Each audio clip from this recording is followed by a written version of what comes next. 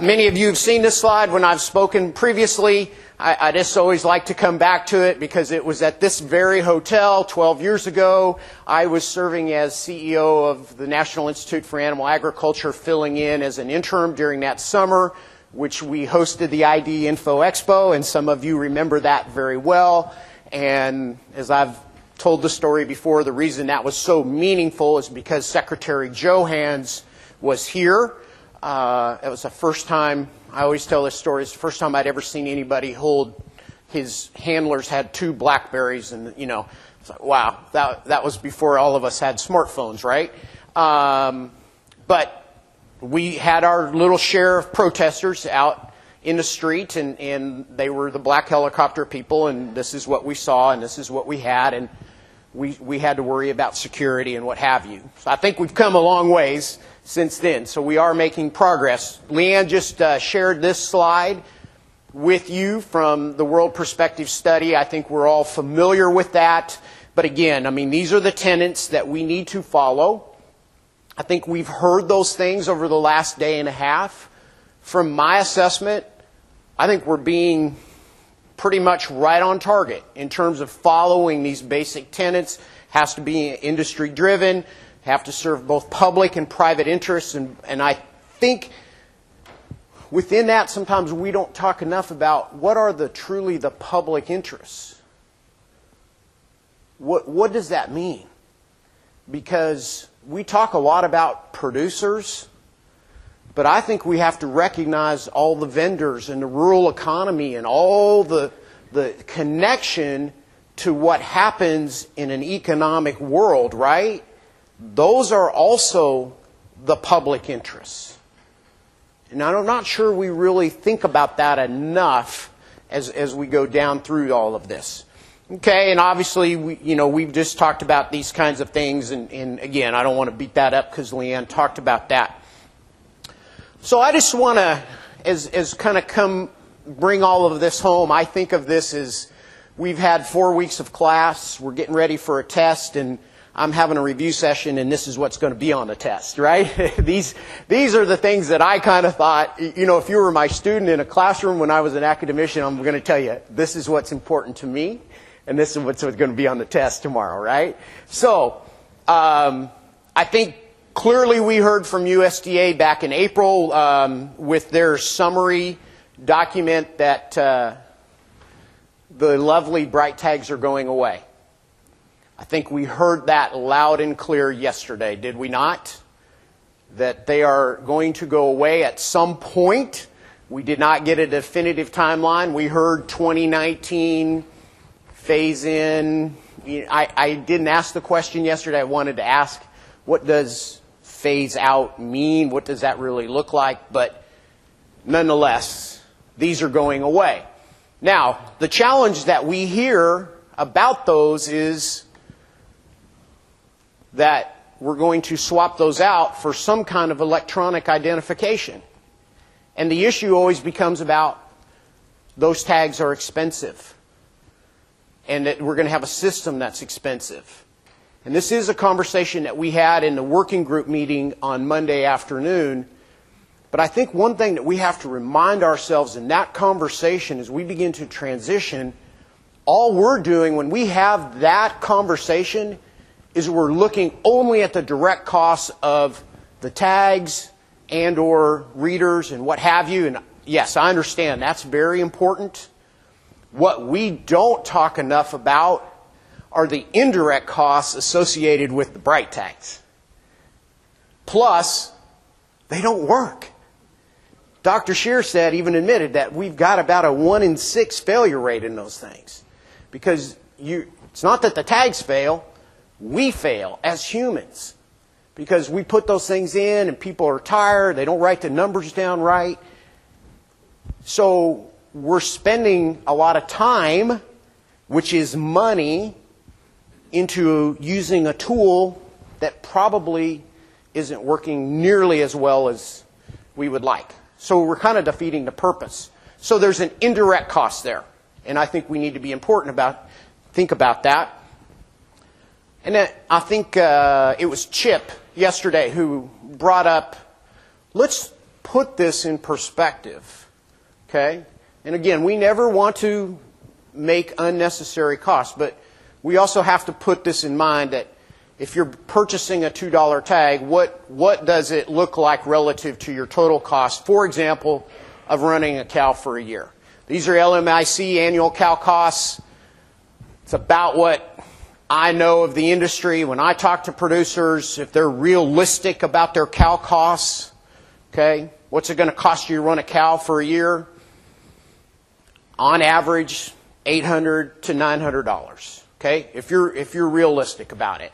I know there's producers out there that tell you it's $450 or $500, but it's going to be $800 or $900. Okay, so that's a pretty good number as we go forward. You know, I think we also need to remind ourselves that traceability is part of the beef industry long-range plan, and that's due to beef demand and disease resistance. This isn't anything new. The long-range plan says we're going to secure the broad adoption of individual animal ID traceability systems across the entire beef community. Okay? And that's not new. We've seen that. You know, as we talk about the national beef quality audits, and we go back to the first one in 1991, when I was still in graduate school at Colorado State, and we talked about all these things, external fat, seam fat, palatability, what have you. And we kept going through that. Those were all very tangible kinds of factors. But that began to change in 2005, 2011, 2016. The intangible of traceability, where cattle come from, where food comes from, is critical to what we call beef quality. Consumers do care about it. And so it becomes, again, a very important economic factor. So the question becomes, what are we missing out there if we don't do this? And I thought, Kevin, I was at the Feeding Quality Forum, but, you know, John Gerber, I thought he said it best.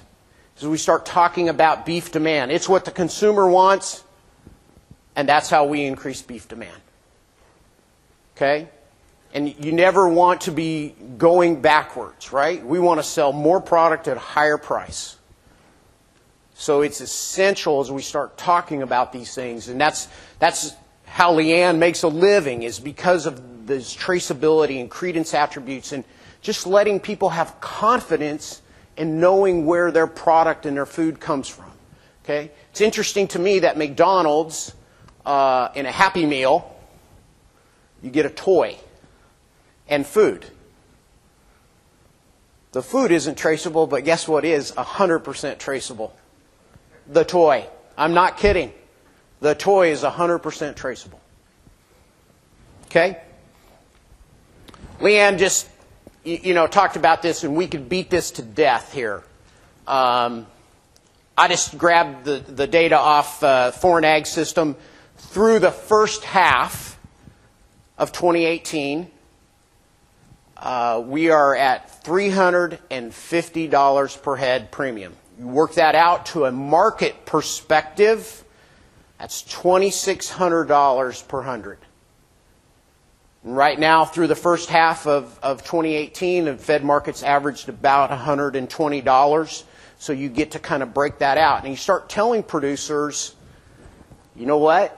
$26 per hundredweight, $350 per head, is directly attributable to the export market. Now, the question always becomes, right, the pushback is, well, we don't have a traceability system, so who cares? If we implement traceability, will that make that number bigger? No, but it'll sure put a floor under it. It's insurance. It's a put option, right? We're going to put a floor under that number, because the last thing we want to do is give an international trade partner some excuse to take that away from us. And I thought Leanne did a great job of talking about how tenuous that can be. But we need to remind ourselves of how important this is in anything we do to put that at risk and not firm that up is critical. I don't think we know how ugly this business could be if that goes away. Even part of that, how damaging that could be. Okay, so my assignment to you then. We are at the 10-year anniversary when Lehman Brothers failed. You're all thinking, what does this have to do with anything? I hope you all go home and watch The Big Short. If you've already seen it, watch it again. Maybe watch it twice. Read the book. Actually, I thought the movie was much better than the book. But the whole story of the financial crisis was about what? Moral hazard. Moral hazard is when somebody else does something wrong and we're all subject to the consequences, right? And there's lots of kinds of examples. If you go to the office and you steal pencils, that's moral hazard because somebody else is paying for that, right? Okay?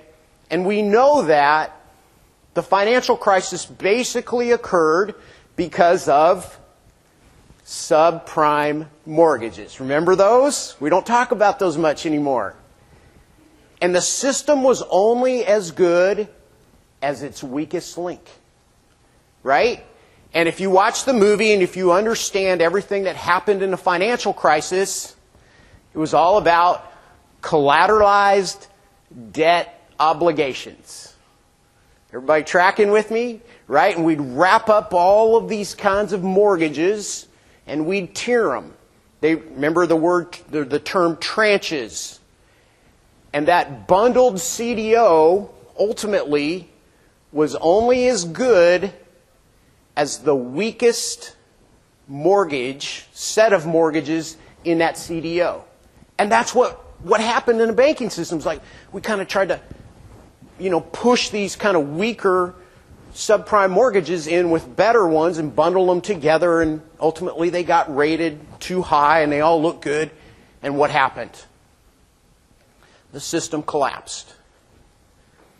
When I stop and I start thinking about what we do with traceability, and I go back to Delta County, Colorado on the western slope, and I think about where we were, and if we've got a cow herd and it's fully traceable and we've got ear tags in every cow and every calf we send out, but if my neighbor doesn't and there's a problem and somehow we figure out it comes back to Delta County, Colorado, I'm now subject to that subprime loan because I'm probably going to get shut down at least for a while because of inability to track or figure out what has happened.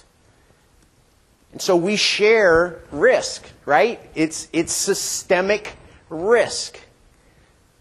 So I think we need to keep thinking about that. So with that, the World Perspective Study talked about critical mass.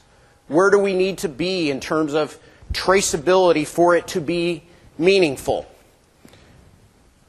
Right now, if we're talking about just ADT and adult animals represent roughly 20%, cows and bulls, 20% of the weekly kill.